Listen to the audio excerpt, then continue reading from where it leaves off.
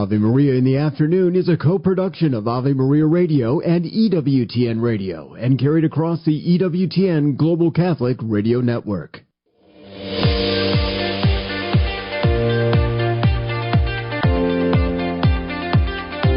Welcome to Ave Maria in the Afternoon, examining the world through the lens of faith from the heart of the Church to help us navigate the culture. Here's Dr. Marcus Peter. Good afternoon. Thank you very much for joining us on this hour of Ave Maria in the Afternoon. I'm Marcus Peter. Very grateful to have all of you with us today. We are going to be talking about, as is usual, cases of topics of major consequence. The first of which is the Supreme Court has once again been asked to consider whether Christians may faithfully live their convictions in public without being penalized by the state. And this is based on the Supreme Court's Tastries bakery case, because it offers an opportunity to solidify the promise of religious freedom by individuals who profess faith and belief in Christ Jesus, their Lord and Savior, and therefore conduct their businesses, their enterprise, as an overflow of that faith. This isn't something that they do as an ancillary reality. If anything, their belief in Christ, their faith in His church, inform every facet of their existence, including their engagement in culture, in politics, in family, in societal interactions, and one can argue very reasonably and in a high manner in their work. And so looking back at the Supreme Court's case, the Tastries Bakery, the case, it really offers us an opportunity here to see if we can move forward in light of these very fundamental constitutional rights for freedom of religion, freedom of speech, and also questions of establishment causes and the like. We go on from there to speak with Andrea Picciotti-Bayer. The French Revolution, a warning from history. September the 2nd is the feast of Blessed John Francis Bertha and companions. Now, they are the martyrs of the French Revolution. They refused to recant their faith in Jesus Christ, nor would they be willing to recant their fidelity to the Pope and to Christ's one holy Catholic and Apostolic Church. The price that they paid was nothing short of the shedding of their blood. They paid with their lives. And so Andrea Picciotti-Bayer joins us to tell their story and to help us understand the cost that was entailed in standing up for Christ in the public sphere. This also stands as a reminder to all of us, inasmuch as we can conclude that Western civilization is now post-Christian and that Christendom is over, the public price that Christians will have to pay might well increase, and that's fine. Finally, we speak to my friend Dr. Matthew Ramage about reflections on Pope Leo XIV's inaugural message on creation. All this after the headlines. Thank you, Marcus, and good afternoon, everyone. This is your Ave Maria Radio News for Wednesday, September 3rd. It's the feast of St. Gregory the Great. And today's news is brought to you by Visiting Angels, providing loving care and assistance for seniors in need at visitingangels.com. President Trump says there will be federal intervention in Chicago. Trump was asked about the possibility of the National Guard going to Chicago to fight crime and responded, "We're going in." Trump went on to slam the Windy City for its murder rate and touted the success he says he had with using the Guard in Washington, D.C. The Prime Minister of Iraq joined Catholic leaders in Mosul for the reopening of Our Lady of the Immaculate Conception and Our Lady of the Hour churches, which suffered severe damage during the Islamic State occupation from 2014 to 2017. The restoration was funded by the United Arab Emirates and the European Union. President Trump says he's taking his tariffs to the Supreme Court after a lower court ruled that most of them are illegal. Trump said Tuesday that his administration will ask for an expedited hearing with the High Court today.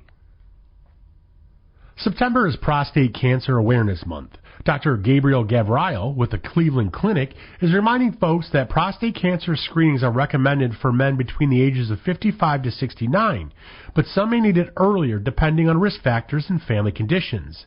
He says cancer screenings can be done easily through a blood test called PSA. Depending on the results, doctors may recommend a further evaluation that include a digital rectal exam, more lab work, or imaging.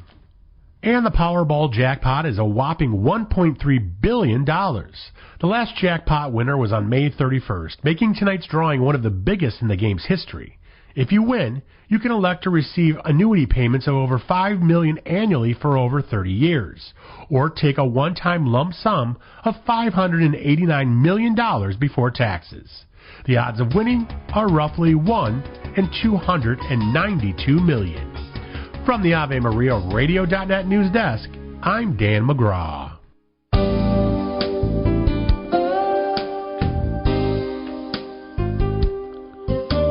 Good afternoon and welcome back. I'm Marcus Peter. The Supreme Court has once again been asked to consider whether Christians may faithfully live their convictions in public without being penalized by the state. We're joined by my friend Andrea Picciotti-Bayer to talk about this. Andrea is legal analyst for EWTN News and director of the Conscience Project. You can follow her work at conscience-project.org. Andrea, great to speak with you again. How are you? I'm doing great, Marcus. How are you? I'm well, thank you. It was a bit of a sadness that I didn't get to run into you when I was in D.C. last week. I know. I'm so happy that you were here, though, because it's glorious weather here in our nation's capital, and it's a nice reprieve from the super hot summer that we enjoyed as well. That is true. That is very true. And speaking of reprieves, perhaps the faithful might get a reprieve from the Supreme Court in solidifying the rights, the constitutional rights of freedom of religion, and therefore within freedom of speech and exercise. Tell us about, just refresh the memory of our listeners here about the Tastries Bakery case and what opportunity it presents itself to us today. Yeah, Marcus, thanks so much for having me on to talk about this. It almost feels like deja vu because a number of years ago, this same issue was brought before the Supreme Court on behalf of Masterpiece Cake Shop and a baker, Christian baker in Colorado, Jack Phillips. So people listening may remember the plight of Jack Phillips, who continues to be kind of harassed by people under Colorado's anti-discrimination law, which is being applied kind of in disregard of his religious beliefs. This case comes out of California, which is not a big surprise. A similar anti-discrimination law that requires public accommodations not to discriminate on the basis of sexual orientation and gender identity. What's interesting is the state has called cake baking, custom cake baking for weddings, a public accommodation. And Kathy Miller, the owner of Tastries Bakery in Bakersfield, had been pursued by a same-sex couple of two women who wanted her to bake a cake for their wedding ceremony. And she said, hey, look, I only do weddings consistent with my Christian beliefs. In traditional marriage, I can provide you with kind of an off-the-shelf cake that you can use for whatever events you want to use. But I'm not going to use my creative talents. And for the last 8 years, Marcus, she has been in litigation with the state's Civil Rights Commission, as well as in state court. And finally, when the state Supreme Court, the California Supreme Court, refused to hear her petition on claims that this was violating her free speech and free exercise rights under the U.S. Constitution, she had no recourse but to petition the Supreme Court.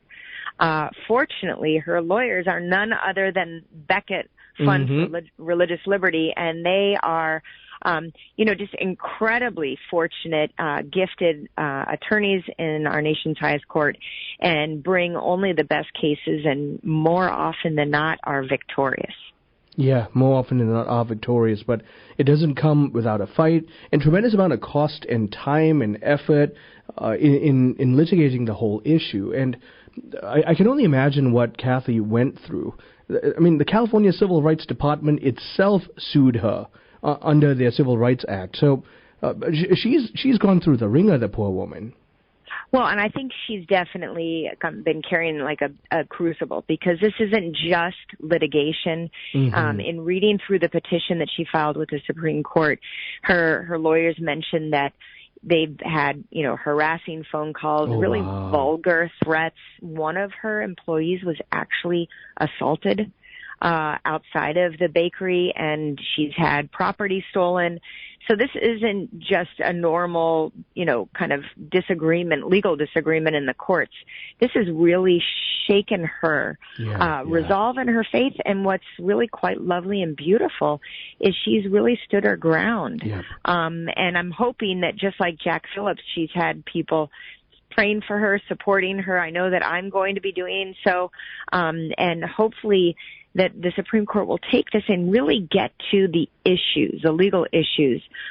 Jack Phillips' case, if people recall, was resolved by the Supreme Court in light of the kind of egregious hostility that was shown to him by the government's Civil Rights Commission, the Colorado State Civil Rights Commission. Here we've have a case more of polite persecution by California, but the persecution has been real. Yep. And it's time that her First Amendment rights are vindicated and she's able to operate consistent with her faith. Again, this isn't a case where you can't find a wedding cake in California for a same-sex wedding. This is more a matter of accommodating religious belief in a way that's going to allow everyone to kind of get along without these grave conflicts that are afflicting people like Miss Miller. And the issue here is it's not just about the sale of the cake proper, which apparently she made and sold on her premises. It was that she was now asked to, if I'm remembering correctly, I think she was asked to decorate it for the sake of the wedding, and so that falls directly into her First Amendment rights. Yeah, and Marcus, what's really interesting, in addition to decorating, using her expressive talents, the clients asked her and, her company to provide someone to go and cut and serve the cake, kind of serve in a catering role during the ceremony. And these are just, things that the government shouldn't be compelling people to do. Yep. Unlike the Civil Rights Act, which really does have kind of a blanket history of racial discrimination that's really just a terrible mark on our nation's history. To allow for public accommodations to be freed of racial discrimination, there isn't that history of pervasive de jure, as we call it, kind of government-sponsored discrimination against people based on sexual orientation. In fact, in California, it's been very much celebrated and elevated, and the law permits wedding ceremonies among same-sex couples, but it shouldn't have to force people who have different, sincerely held religious beliefs on the nature of marriage. And in fact, the Supreme Court, when it created a constitutional right to same-sex marriage, in that same opinion in Obergefell, recognized the right of people who have these genuine beliefs to be able to live without harassment by the government and coercion. The appellate opinion for her case, when she took it up to the appellate court, was really concerning. Where an activity is not inherently expressive, the government may compel non-expressive conduct, even if it imposes an incidental burden on speech. I mean, you can cloak it any way you will, but that's a direct attack on her conscience and her faith. Well, and it seems to be kind of a cute runaround of legal standards. It's very important that the Supreme Court, hopefully they take this case up and recognize that creative expression like decorating a wedding cake or painting a picture is a form of speech. So it's not just a verbal expression that's covered by the First Amendment, but these kinds of creative talents. But second, it's the idea that religious exercise isn't interfered with if other people don't have a problem with it. And instead it really, in general, when we look at the Free Exercise Clause, the Supreme Court and lower courts never look at the sincerity of belief and whether someone has said, look, this interferes with my religious beliefs. It's kind of been one of those, we're going to not get in the middle of judging whether this interferes or not, but really kind of respect that when you say it, it's true, unless there's something in the record, to prove otherwise, that you're making this up for, other reasons. And so it really is a matter of respecting belief and expression. Andrea, I could go on, but thank you so much for making the time to speak with us about this. It's been my pleasure, Marcus, and have a wonderful evening. You too. My guest has been Andrea Picciotti-Bayer, legal analyst for EWTN News, director of the Conscience Project, and we are talking about the Supreme Court's Tastries bakery case. Because if the Supreme Court hears it, it will be a landmark opportunity to solidify religious freedom. I'm Marcus Peter. Honey, did you ever call Mighty Dog Roofing of Ann Arbor for that free roof inspection? I knew I forgot something. Roof leaks can cause mold buildup or even roof collapse. Protect your family today by calling local Catholics Dan and Mary Flanagan at Mighty Dog Roofing for a free inspection of your roof, siding, or windows. Mighty Dog Roofing, 734-224-4916. That's 734-224-4916. Underwritten in part by the following nonprofit. Are you paying high prices with a traditional health insurance company that pays for things that violate your conscience? There's an alternative available. Solidarity HealthShare is a community of faithful individuals and families that never share into immoral medical services, all while saving you money with prices starting as low as $85 per month for singles and $512 for families. Never fund another abortion with your healthcare dollars. Call 844-313-4999 to learn more. Hi, I'm Dr. Marcus Peter, host of Ave Maria in the Afternoon and Unveiling the Covenants. Ave Maria Radio has been at the forefront of dialoguing faith at the intersection of all things pertaining to human flourishing. We need your help. Our infrastructure is in urgent need of updating. We want to ask you to support us in the summer campaign. Every gift, no matter how big or small, will be useful to bringing the gospel to the ends of the earth. Thank you. You are broadcasting hope with us.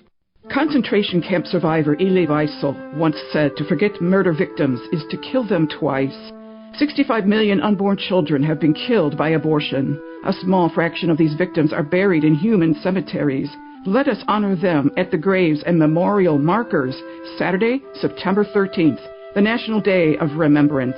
See all locations and times at nationaldayofremembrance.org. That's nationaldayofremembrance.org.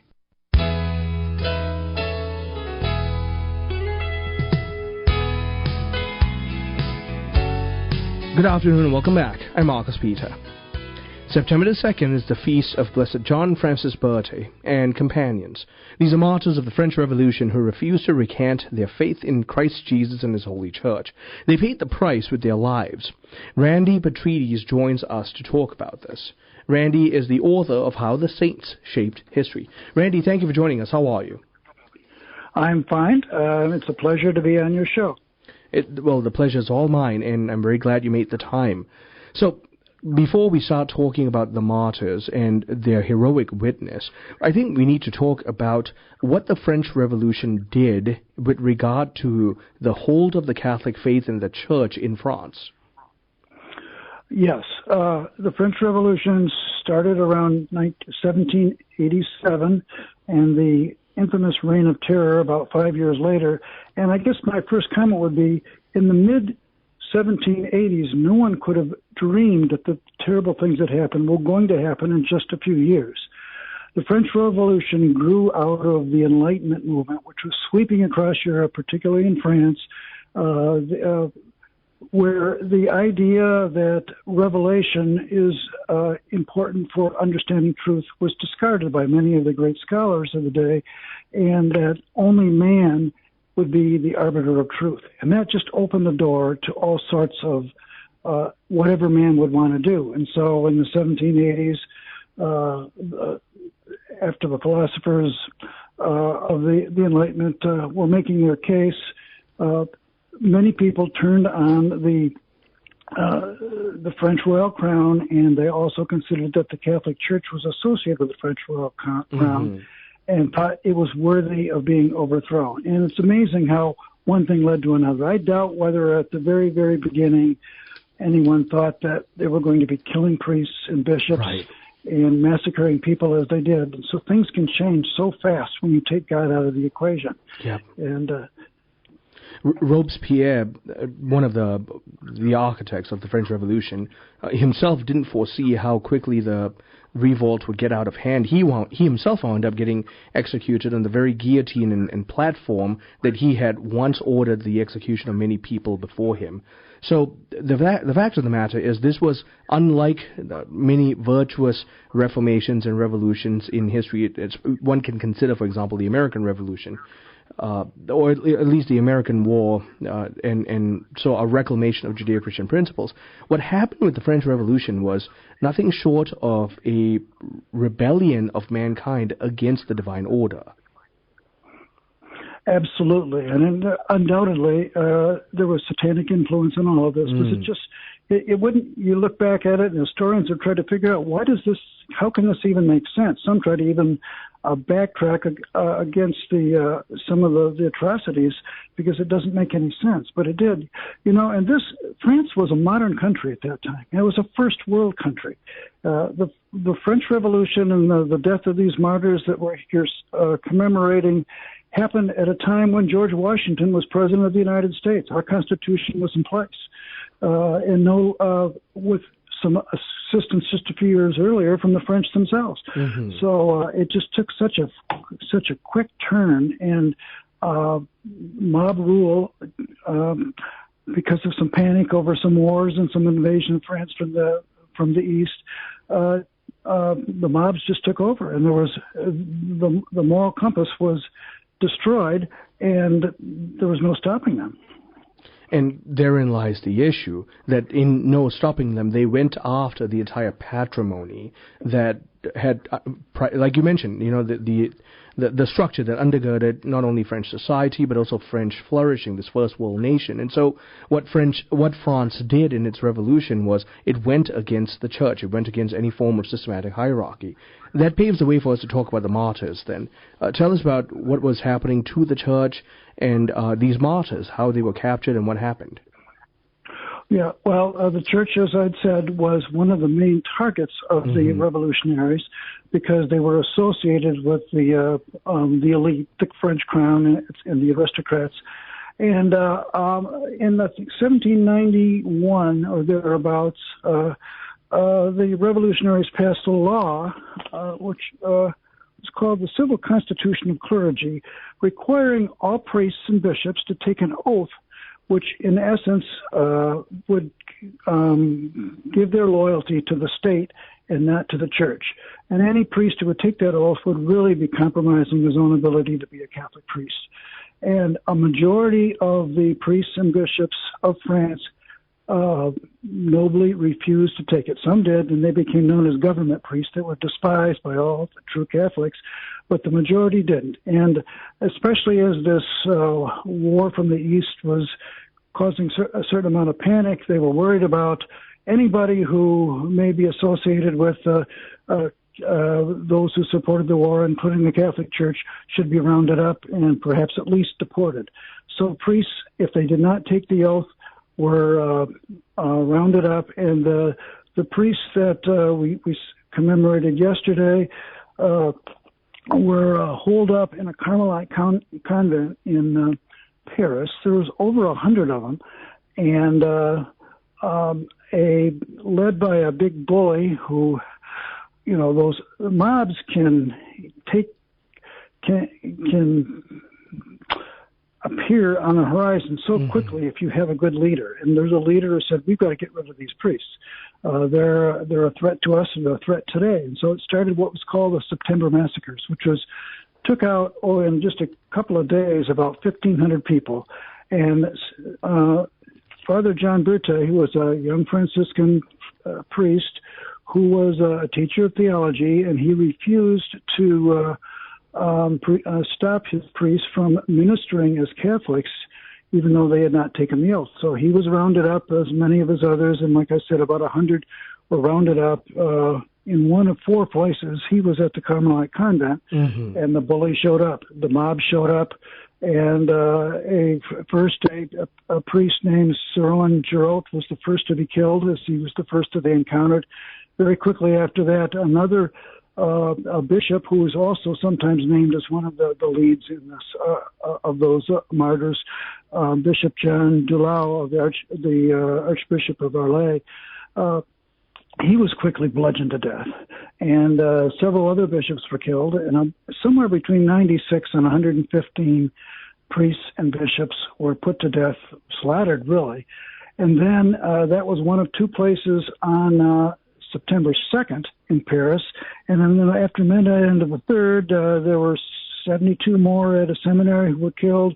And then others were killed at La Force. And it was just an orgy of violence over the course of a couple of days, taking the priests being the main targets, but also other so-called enemies of the state were put to death as well, including even the Princess de Lamballe, who was an attendant to Queen Marie Antoinette. She was put to death, and her head was on a pike and paraded around the city. So it was an orgy of violence, and I can't help but think that it had to be as much satanic as anything. Right. I couldn't agree with you more. In fact, I'm glad that you're mentioning it that way, because this was a really targeted, bloodthirsty attack on not just the church as a hierarchical infrastructure, but also innocent members of clergy, sisters, nuns, brothers, priests, what have you, all for the purpose of making sure that, to quote one of the Reformation leaders in France, all to make sure that the entrails of the last priests were used to hang them all. It really was bloodthirsty and awful. Yes, and this didn't end just in this particular month here. This, over the next couple of years, it's continued. And of course, the martyrs of Champagne, the 16 elderly nuns. They put elderly nuns to death. They weren't just like the ancient Romans, who weren't afraid to put women or young women to death. These folks were willing to put elderly nuns to death for being nuns. And there's no rational explanation, which kind of almost highlights you have faith and revelation and God on one hand, and you've got the enlightenment, the godless enlightenment on the other hand, opening the door to this kind of thing. Well, thank you so much for making the time to speak with us. Thank you so much for having me, Marcus. My guest has been Randy Picciotti. He's the author of How the Saints Shaped History. We were just talking about the French Revolution and its very targeted and frankly satanic attack against the church, even the innocent in the church. Stay tuned. I'm Marcus Peter. If you've noticed improved sound from 990 AM, you'd not only be correct, but you have yourselves to thank. Donors like you to our Strong Towers Foundation is allowing us to make some improvements. Ave Maria Radio has a lot to go, but we wanted to thank you and share the small victories so that we can continue to transform lives while offering hope, guidance, and truth to all those that are searching. Is your child struggling with math or reading?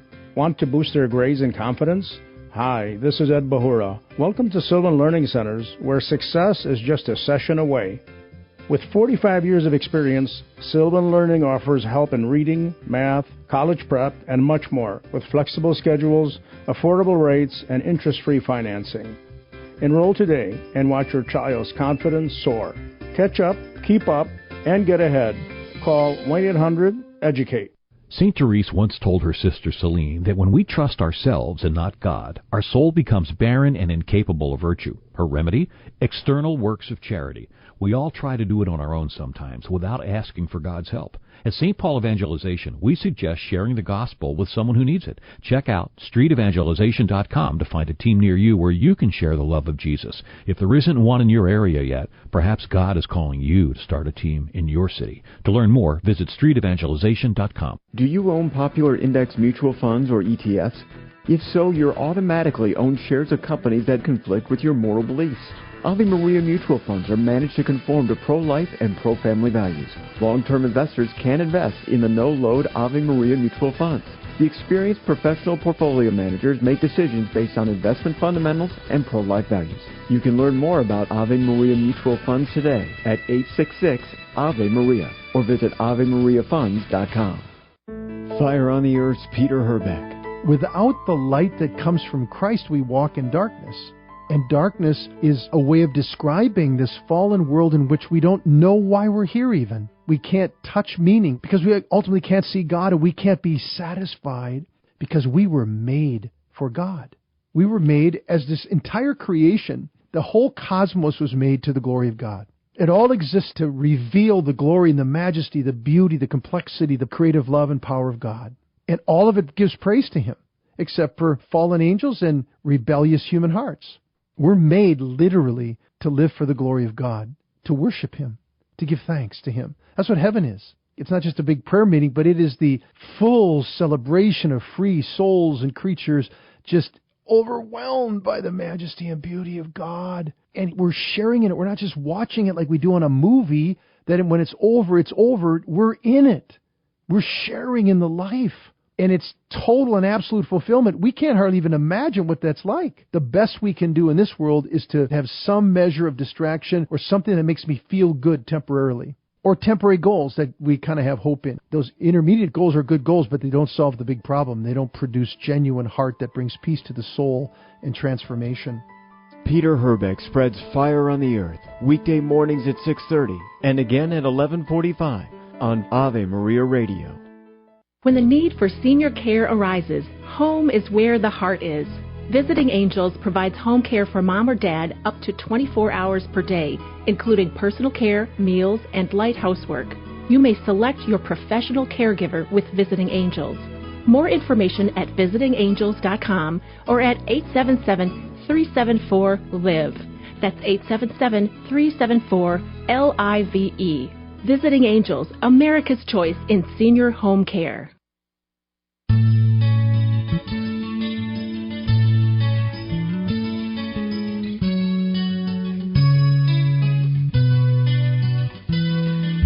Good afternoon and welcome back. I'm Marcus Peter. Pope Leo has approved a new liturgical formulary, the Mass for the Care of Creation. Now, we spoke about this very briefly some time ago, especially with our friend Dr. Matthew Bunson. I was waiting to speak about this issue with another Dr. Matthew, in this case Dr. Matthew Ramage, and he was going through a lot of things at the moment, and happy things nonetheless. And so we get to talk about this with him today. Matthew, you want to share with everyone the good news before we begin? Hey, Marcus. Yeah, we just welcomed our 8th child, James Thomas, a week ago today. So congratulations, my friend. Happy and delighted. Thank you very much. Yep, it's a good time. Oh, we celebrate for you. What a joyous piece of news. And I trust you and your bride and the child are all well? Yep, pretty well. He gave us a run for our money sleep-wise for a night or two, but I think we're more or less on track. And the biggest fight in the house and drama right now is basically making sure our daughters take their proper turns in holding him. So my buddy, who has about as many kids but mostly boys, says he cannot understand this wanting to hold the child business.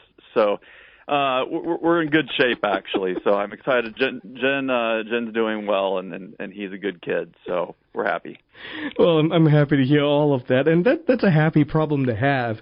And speaking of happy things, the formulary that in this inaugural Mass and part of Pope Leo XIV's message, inaugural message on creation. So I'd like to open very broad here. He's continuing the legacy and tone of recent popes. John Paul II was like this, Benedict XVI, Francis, and now Leo is continuing this message as well. Yeah, the idea of care for creation being a priority for Catholics is nothing new at all, but we have all these different options within the liturgy, the formularies, so to speak, where you have Mass for special intentions, right? Civil needs, you have prayers for harvest, for the crops, things like that. But there wasn't one dedicated specifically to this intention. So this Mass for Care of Creation is a thing that Francis emphasized a lot, but he didn't have a liturgy dedicated to it. So now we have that, and that's great. But then Leo actually celebrated it, and he continued Francis's tradition of writing a letter, a very brief note, about a couple pages long, once each year, to be read on September the 1st, and that's his inaugural message for the Day of Care for Creation. And like a lot of these Vatican days of, they don't necessarily get a lot of attention, and they don't necessarily also strictly link themselves to a liturgical celebration, so it can be kind of tough, like World Day of the Sick or whatnot. But that's what we're trying to do, and September's a great month for it here, and so the Orthodox have been doing this for quite a while. It's also an ecumenical gesture. Hey, look, East and West, both lungs. We recognize the importance of creation and want to not just say this with our lips, but integrate it in our lives. Him choosing this year, especially being the 10th anniversary of Laudato Si, for example, marks a very pivotal accentuation of this theme. Please comment on that for us. Yeah, and I don't know to what extent this is all deliberate with the 10-year anniversary, but it's certainly fitting. Right. That, hey, Francis put out this landmark document, which, if any of you listeners haven't read it, it's beautiful. It's really quite a great document. I learned the past couple of years, it's actually, it was begun in some ways under Benedict, and it contains a lot of Benedict. It's very much in continuity with the papal vision that we saw before, but it is also the case, and, you and I, as both lovers of Benedict in a special way, Benedict used to emphasize human ecology. Yep. But Francis really introduced integral ecology into the papal nomenclature. And yes, in English, it's kind of a mouthful. Integral. Is it integral? Is it integral? Well, it's integrated. It's both care for human nature, but also the rest of nature. That's not just a priority for a political party or for certain people. Like the Europeans all love it. No, it's the whole church. But the Catholic Church has something unique to offer here that nobody else does, because the Church is trans-political. She's not bound to a particular century or landmass. And so this both and feature of Catholicism is vital to have as a voice in navigating these sorts of matters today. Matthew, considering the wisdom of what you just shared, and if I may draw on a mutually favored thinker, the Catholic Church stands as that voice to remind human ingenuity and human sciences to not go overboard in their work with creation, because our scientists can sometimes be so concerned about whether they could, they don't stop to think whether or not they should. Oh, my goodness. Yeah, this is really... Honestly, I was just lamenting. Maybe I had choice words come out of my mouth last night. We were having trouble with my 8th grader's Chromebook. Why on earth is this school making them have a Chromebook? Oh, really? Because you have technology doesn't mean you have to use it. And so anyway, it was my little complaint. I love his school, but it's gotten out of control how everything has to have a device. Francis called it the technocratic imperative. Right. It's like it has a life of its own. It's got to take over. So, yeah, when it comes to science, right, just because you can build a new data center and use AI for something, do you need to do it? That's a massive topic right now, and one that I don't even know all the details of and who does, but we're just consuming massive amounts of energy making 5-minute videos of cats, that are AI generated. But have we asked the question, at what cost? And that applies to much more intrinsically serious things too, right? Designer babies. I read a Wall Street Journal piece about not long ago. Just because you can more or less guarantee the genetic makeup doesn't mean you should. And of course, we have a lot of things to say about destroying embryos along the way, destroying human lives. So this is another area where the church can be the conscience of humanity, but she also has a lot of Catholics who are highly competent in these fields that have their own expertise to bring. One more thing. You and I have talked about this in the past, and you say it very eloquently, that these laws of nature that God has written into not just human nature, but just creation in general, when man seeks to revolt against them, when man seeks to rebel against the laws of nature, they push back. And okay, again, I'm going to quote Ian Malcolm here, life finds a way. They push back, and man suffers because of it. Absolutely. Yeah. I mean, and some of these things are just so common sense. Like, you think if you're going to change your gender and think there will be no consequences to it. My wife likes to say regarding artificial contraception, if you're going to stop one of your majorly bodily systems and think there's no consequences, it's mind-boggling. I mean, I've been on chemotherapy many times, and you're not just going to stop your cells and literally kill cells and not have consequences. Now, in that case, we live with those consequences because it might keep us alive. But it just goes to show when you start messing with nature, it's gonna have consequences. But that's part of our being the image of God. We have that intellect and will as stewards of creation, and sometimes people say, don't play God. And I love how a moral theology book I once read put it. It said, well, in a sense, you have to play God because you're the image of God. Right. The question is, how do you live this correctly? You have to make the wise decisions. Mm-hmm. Adam and Eve, in ruling the earth, it's not the fact of being placed in this position that's the problem. It's the fathers would say they did it unwisely. So, like Pope Benedict says that technology is actually a response to the command to till and keep the earth. It's intrinsically good. But, okay, nuclear energy can be used to power cities. Mm-hmm. It may be a long-term response to the climate crisis, but it obviously can be used to kill millions of people as well. Right. And so, like you mentioned, it really is an exercise of wisdom, and that wisdom comes from pursuit of the God who is the source of all wisdom himself. I'm talking with Dr. Matthew Ramage. He's a dear friend, and we're talking about his recent piece in Catholic World Report. This was in August, actually. Reflections on Pope Leo XIV's inaugural message on creation. We're talking about this Pope Leo XIV, continuing the conversation on man's role in stewarding the ecology rightly. Stay tuned. I'm Marcus Peter. Every woman deserves specialized health care. At Arbor Women Health, our team of compassionate professionals listen to our patients and want to understand what they're going through. They serve everyone from teen girls to seniors. Our faith-based clinicians specialize in obstetrics, gynecology, fertility awareness in crisis, or unexpected pregnancies. Call 734-930-4020 or visit arborwomenhealth.org. Arbor Women, faith-inspired, dignity-affirming healthcare. This program brought to you in part by Ave Maria, Florida, a big kind of small town where golf carts take you everywhere and there's always something fun around the corner. Discover championship golf, resort-style amenities, and a town center full of shopping and dining. With Ave Maria University and Ave Maria Catholic Church at its heart, it's a community full of connection and charm. More than 25 model homes are available for viewing.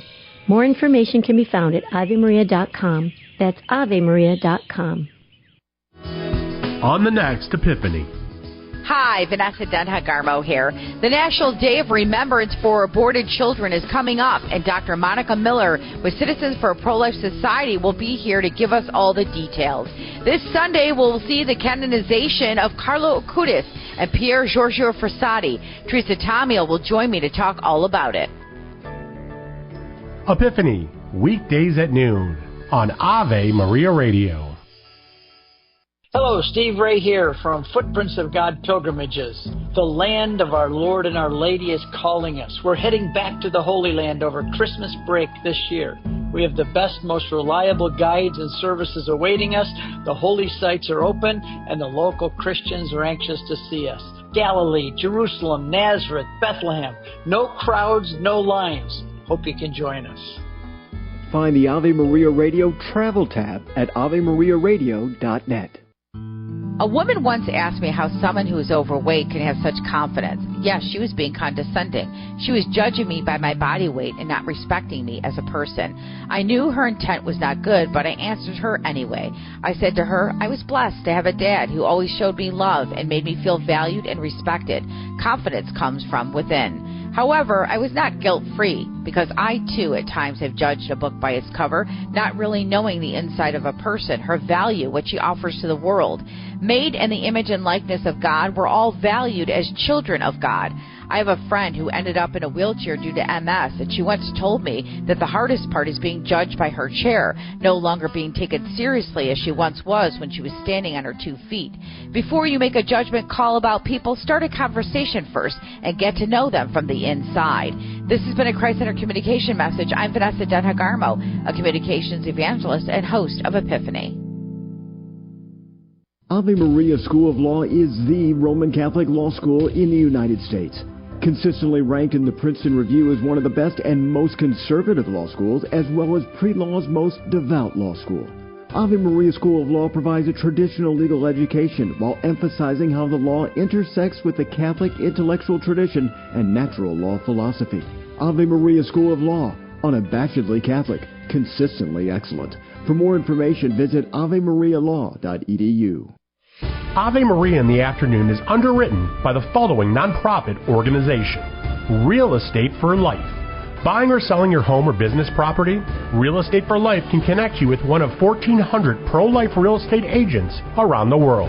When Real Estate for Life receives a referral fee, they donate 70% to Ave Maria Radio and Human Life International. More information at realestateforlife.org or 877-LIFE-US1. That's realestateforlife.org.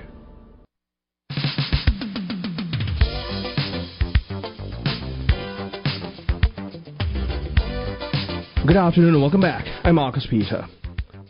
I'm talking with Dr. Matthew Ramage, Professor of Theology at Benedictine College and co-director of its Center for Integral Ecology. We're talking about Pope Leo XIV, continuing the conversation on integral ecology and this legacy that Pope Francis has left behind, but also building upon the legacy of popes before him. Matthew, I want to ask if we can pick up where we left off by addressing the reality that as we become more and more technologically advanced, and yet as we become more Christian, this language of responsible stewardship seems to be dying. Absolutely. I noticed that this really picks up with John Paul II, responsible stewardship. And, I was just re-looking through a couple of things of Leo, and he, like the other popes, emphasizes that of all the different tragic consequences of our current scenario that we find ourselves in, the tragedy about man and his nature being abused is at the paramount of all of that. But yeah, the ecological responsibility going hand in hand with the responsibility that man has in nature is integral ecology. So, like I was saying earlier, Benedict liked to speak about human ecology a lot. So did John Paul II. Francis says, basically, that's great. Now let me add a little extra angle here. I think he noticed some Catholics emphasizing, well, it's the pro-life issues that matter to such an extent that they dismissed some of the other creation issues. And this actually dovetails with my experience, is that those of us who are so emphatic upon the right to life of the unborn from natural conception, natural death, it can happen that we sideline the other issues. So I try to tell people, hey, look, this actually goes back even further. So I found back already in Pius XII in 1946. I mentioned this very briefly in my piece, but he speaks to farmers of how rural populations have become the unwitting victims of exploitation and slaves to a domination from which they would have instinctively shrunk. So he's already lamenting in the mid-40s about how the cities and the factories are basically using the rural lands and just taking advantage of them. So this ecological responsibility has been a theme implicitly for a while. Now, then with Leo, he's concerned about climate, he's concerned about pro-life issues, food crisis he mentions, lack of equal distribution of nutrition and water. And he, like the previous popes, he is aware that this contempt for man, in his language, is disproportionately affecting impoverished areas, peoples, and countries. And that's tough for me to relate to because I grew up in the Midwest of the United States at a relatively privileged time, and it's just not been a problem for me. Right. So, but this is a global church, and so there's saying, hey, it may not matter to you directly, but where are you mining those precious metals from? And those minerals you need for your smartphone. And it may turn out that what is claimed to be the most green energy is not. That's a whole side issue. But integral ecology says you don't just look at the carbon emitted in the atmosphere.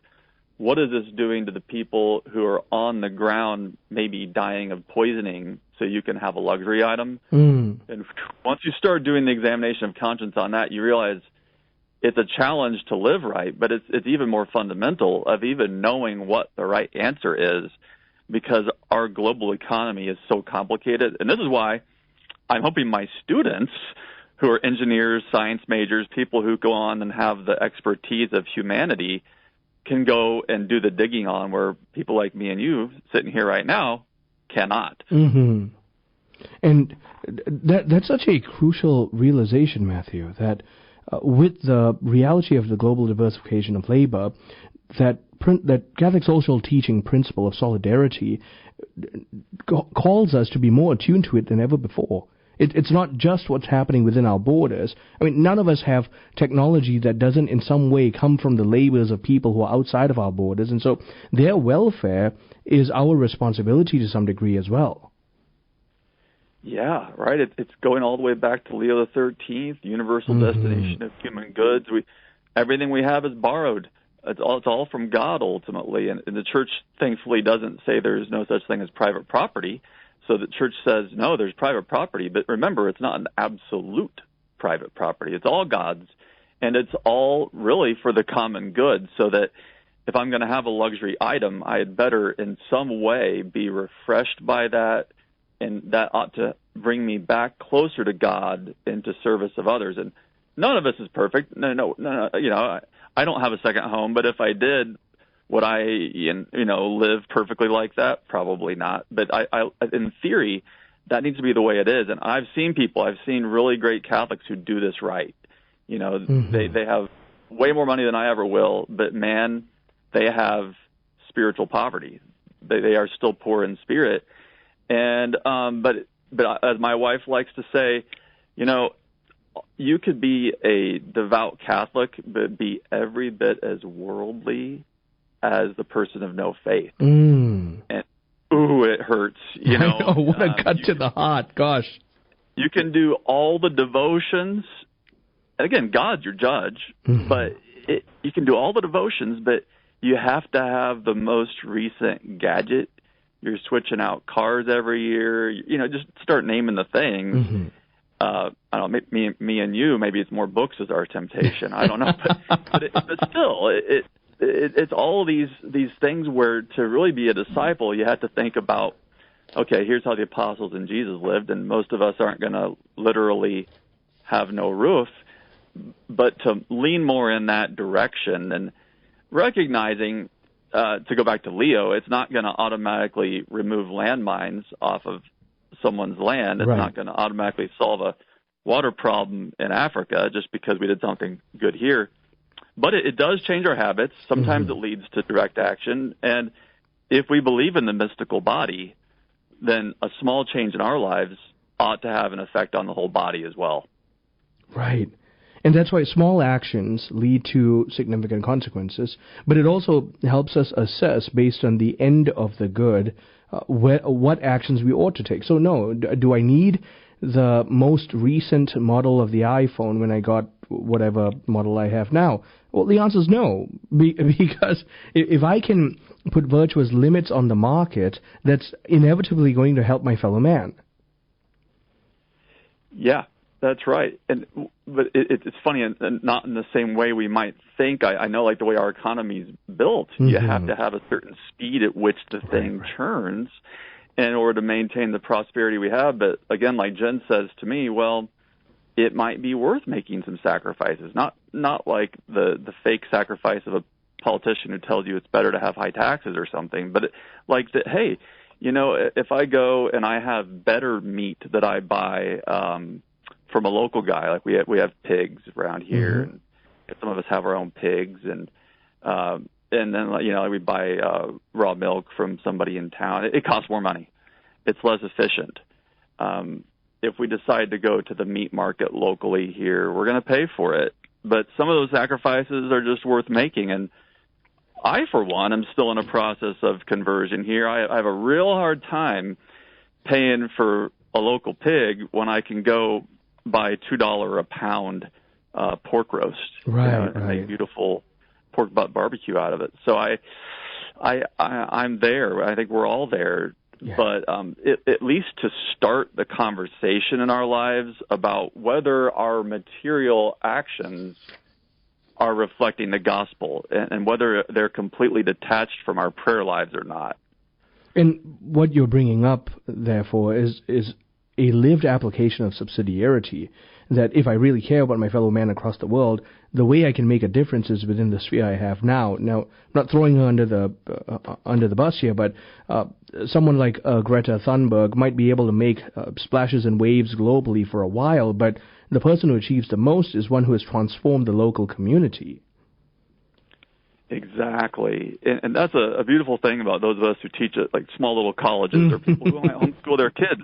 My wife helps her own kids. That's her sphere right there. Well, for me, I might teach 100 people a semester, but these people you interact with, and for some other people at home, it might just be your immediate family. But hey, you change your heart, you change your community. It goes outward and radiates to the world, just like the apostles. You go out to Jerusalem, Judea, Samaria, and then all the ends of the earth. And yeah, I think that's the belief we've got to have as Catholics. Subsidiarity. You treat matters the most local level, because we don't just give people bread. They need God. And like Catholic social teaching says, those local know their needs best. Right. So it is a long game, but hey, we've been around 2,000 years, and you're not going to solve it with simple pacifying answers. But one thing that I've got to mention. Yeah. This is I saw this in the Wall Street Journal too. Okay. People do things they think are making a big difference that are tangible. Like there's literature out there that shows if you end up like recycling, recycling does small percentages of good. Yep. But the thing you don't want to hear is that if a person really cares about the carbon they put out, for example, not flying one intercontinental trip across America, I don't have the exact number off my cuff, but it's hard to make up for that with years of recycling. Right. And similarly, there's lots of folks who may be pro-choice, may not be, well, they wouldn't be happy with my big family, let's say. Yeah. But they have huge dogs. A buddy of mine and I were doing some digging a couple weeks back, and dogs use a lot of energy too. So it's a lot more complicated than some people think, but we all have room for conversion. Yep. Amen. Matthew, always a joy. Thank you so much for sharing your wisdom with us. Yeah, my pleasure. My guest has been Dr. Matthew Ramage. He's professor of theology at Benedictine College and co-director of its Center for Integral Ecology. We've been talking about reflections on Pope Leo XIV's inaugural message on creation. Thank you for joining us. I'm Marcus Peter.